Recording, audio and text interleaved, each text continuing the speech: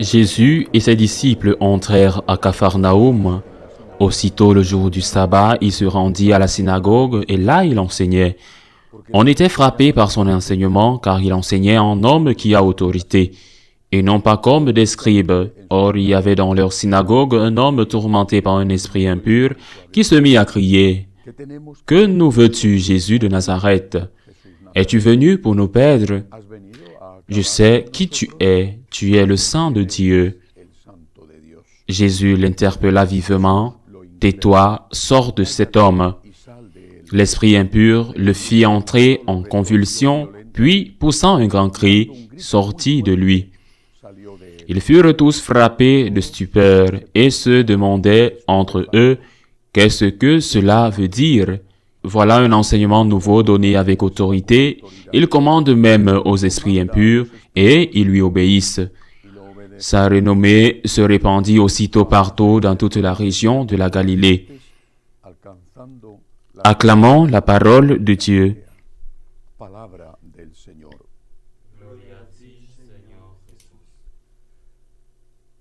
Nous entamons le temps ordinaire.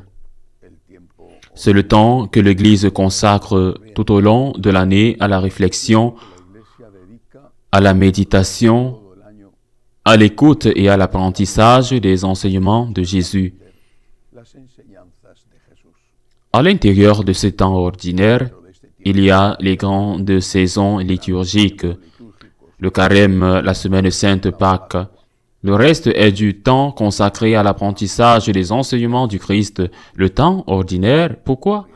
Parce que l'enseignement du Christ, même s'il nous met parfois un peu mal à l'aise et qu'il exige beaucoup de nous, l'enseignement du Christ, c'est l'amour. Je crois que c'est la première chose que nous devons apprendre. Le Christ est amour quand il naît, le Christ est amour quand il meurt, le Christ est amour quand il ressuscite, et le Christ est amour quand il enseigne.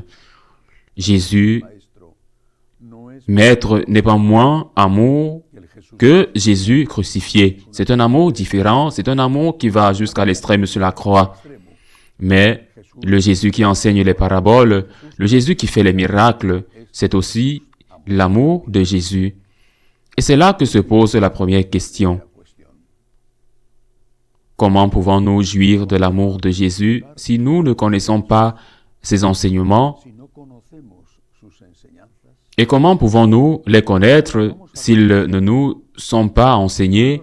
Et comment peuvent-ils être enseignés si ceux qui auraient dû les apprendre ont été mal formés dans de nombreux séminaires? La bonne formation doit atteindre les laïcs. Et il ne suffit plus, bien sûr, dans de nombreux cas, de la formation que les laïcs reçoivent le dimanche lorsqu'ils vont à la messe. Dans l'homélie, il y a d'autres laïcs qui font des cours et ce ne sont pas toujours des cours catholiques. Même s'ils sont donnés sous la protection, sous le nom de l'Église catholique. C'est pourquoi j'ai créé les écoles de gratitude pour les laïcs, les écoles virtuelles et aussi les écoles présentielles, lorsque c'est possible. Les écoles virtuelles au jour et à l'heure qui vous conviennent le mieux, elles sont virtuelles. Vous pouvez les faire de chez vous, c'est gratuit.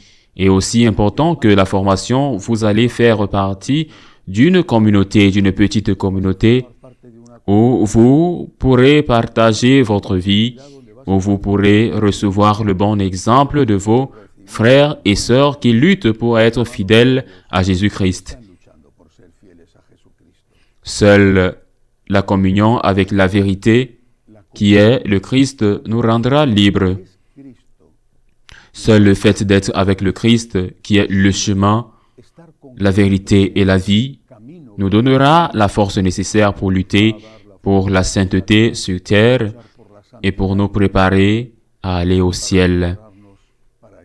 Si nous ne faisons pas cela, si nous ne faisons pas l'effort, 1 heure par semaine, de consacrer ce temps à la formation, alors plus tard, il n'y aura pas de raison de se plaindre quand on rencontrera des doctrines erronées qui, heureusement, n'existent pas partout. Dieu merci, mais qui existent. Il n'y aura pas de raison de se plaindre et il n'y aura pas de raison de se plaindre et Dieu vous demandera des comptes. Quand votre foi tiède n'aura pas été transmise à vos enfants, parce que comment mettre le feu à quelque chose qui est déjà pratiquement éteint? Le monde les éloigne de Dieu. Mais quelle était votre foi quand vous avez dû la leur transmettre? Ce message de Jésus, sa parole, dit l'Évangile d'aujourd'hui, ce message de Jésus chasse le diable. L'enseignement du Christ chasse le diable. L'erreur, la confusion, l'hérésie, le mauvais enseignement, c'est le terreau où le diable vit et grandit en nous. Parce que personne ne vous dit que tel comportement est mauvais ou que ce que vous pensez est mauvais. Combien de catholiques aujourd'hui? Je parle des catholiques pratiquants, pas des païens baptisés. Combien de catholiques aujourd'hui, par exemple, pensent que la réincarnation est la même chose que la résurrection? Combien de catholiques pensent qu'on peut recevoir la communion en état de péché mortel ou que le péché mortel n'existe plus? Et si vous avez une mauvaise éducation, comment pouvez-vous avoir une bonne vie? Tôt ou tard, votre vie s'adapte à votre formation, c'est-à-dire que si vous ne vivez pas comme vous pensez, vous finissez par penser comme vous vivez. Nous avons besoin de bons prêtres. Il y a de bons prêtres, Dieu merci, et ils sont nombreux. Mais nous avons besoin de bons prêtres avec une bonne doctrine. C'est pourquoi, une fois de plus, j'invite les jeunes qui ont des doutes sur leur vocation à m'écrire. Nous allons faire un discernement vocationnel avec eux. Dieu merci, ils m'écrivent tous les jours. Nous avons besoin de bons prêtres avec une bonne formation et une bonne vie morale. Et j'invite les laïcs à entrer dans les écoles de gratitude pour leur propre bien, pour le bien de leur âme, pour le bien de leur famille.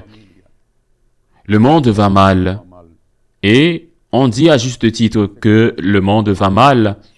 Je ne sais pas si on peut le dire aussi de l'Église à cause des mauvais, mais aussi, et peut-être surtout à cause de la paresse des bons. 1 heure par semaine, c'est tout. Et si c'est trop, nous devrons rendre compte à Dieu de l'utilisation de notre temps. Ainsi soit-il.